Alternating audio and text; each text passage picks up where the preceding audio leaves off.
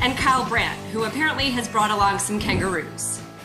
That's right. These kangaroos were the inspiration for Walter Payton's cleats in the 80s. That's why I have them up here. I am really in Australia. It is after 9 p.m. It is almost Wednesday. I am thrilled to be here, thrilled to have Aditi Kinkhabwala, or as you're known in these parts, Aditi Kinkhabwala.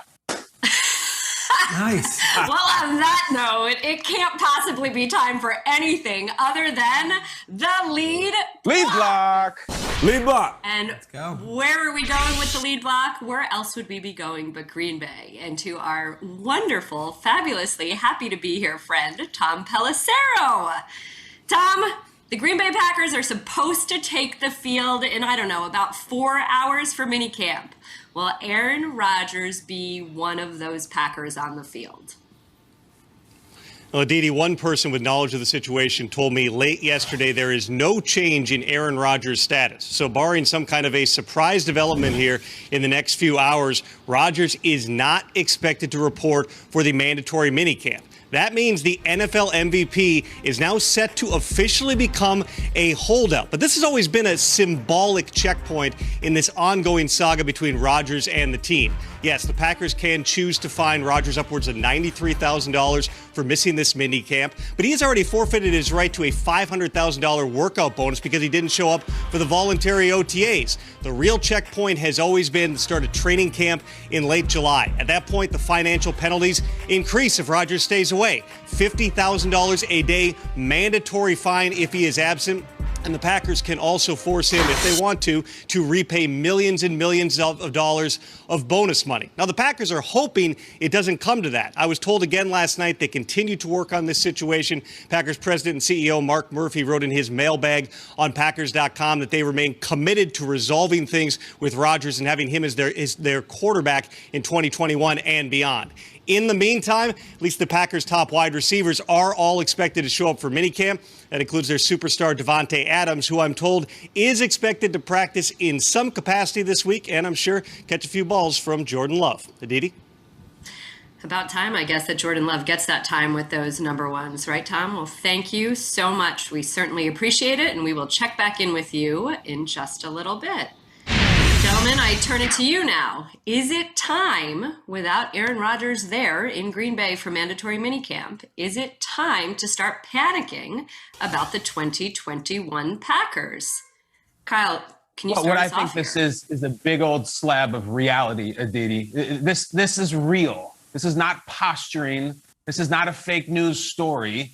And if anybody was still holding out this idea that Rodgers was going to come back from Hawaii and say, I'm in a happy place now, water under the bridge, let's play ball. No, it's not. I do not think it's time to panic yet, merely because when you listen to Tom talk about the future and the fire and the brimstone, we have to give ourselves some place to go. If it's panic now, what is it in July? What is it in August? Paralysis? Because that's when this gets crazy serious. Do you really want to be in a staring contest with Aaron Rodgers as someone that smart, that successful, that wealthy, maybe that stubborn? I would panic too. And I don't want to be one of the Packers either. I've said this for 6 or 7 weeks. I will maintain it. There are only 3 ways this ends as I say this in front of my kangaroos and their joeys. Number 1, the reigning MVP is traded. Number 2, major changes to the Packers front office, which I think is the dead as a possibility. And number 3, Rodgers does the lotus pose, finds Zen, burns some sage, and decides to swallow some pride and show up as is, which I also don't think is a realistic possibility anymore. This is mini right now. It gets huge in July and August. Nate, can you imagine if we go to inside training camp and Siciliano and Stacey Dales are at Packers camp and Rodgers is a no-show? That's the panic. Yeah, no doubt about it. ITC will be very compelling if Aaron Rodgers is not at camp. I have to retract the statement. I said a couple of months ago, this is much ado about nothing. And I said it day after day. I laughed at you guys when you said that this is a real thing. I thought that Kyle and Peter and Kay, I thought you guys were all being dramatic. I said Aaron Rodgers will be at camp. He will show up at some point. Just give him some time to unpack everything.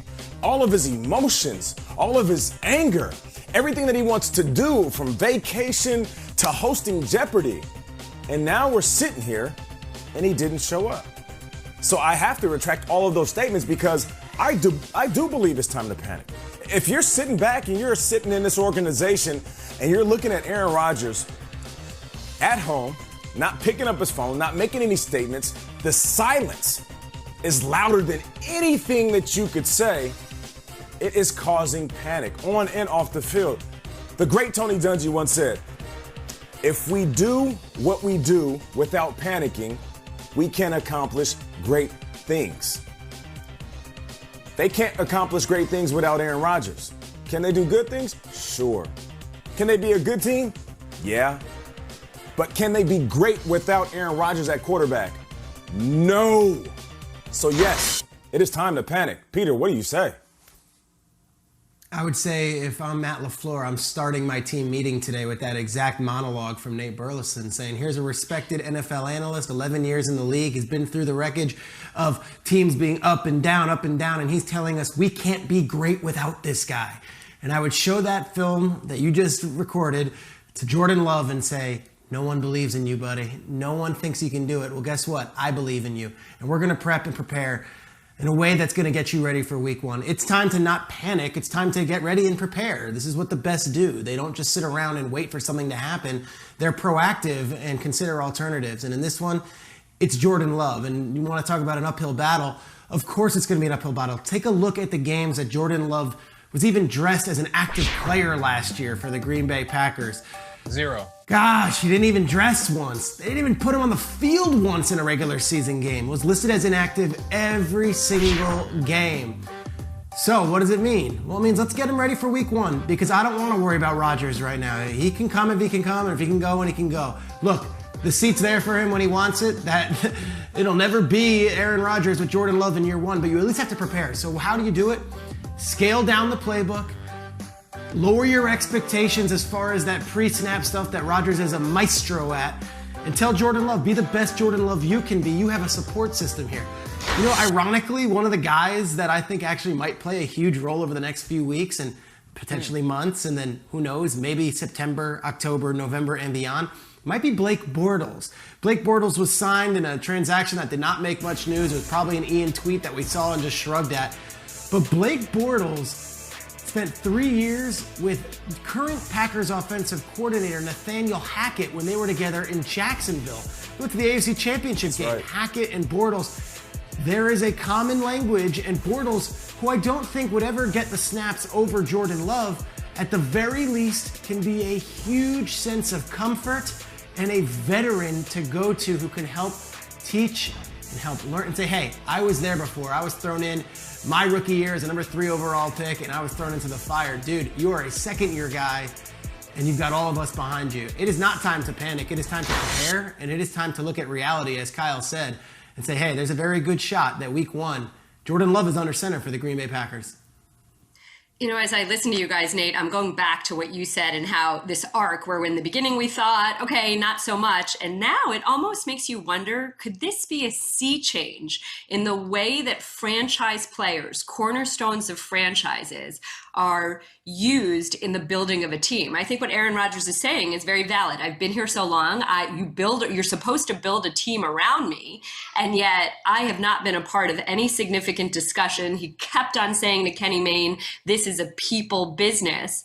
And while it's so sad that we're here, is this the moment where franchises recognize that if you are building everything around this one position, then maybe that player is not just a player, but a piece of putting the puzzle together? It takes me back to John Harbaugh saying a few months ago about Lamar Jackson, that everything the Ravens were doing, they were keeping Lamar Jackson apprised of. They were consulting him. They were asking him, what would help you? And really, ultimately, isn't that what your most important job is to do, is to support your quarterback? So I don't know, Kyle, it feels like this might actually be a very, very significant moment in the way NFL clubs operate if there is no, kumbaya happy ending here.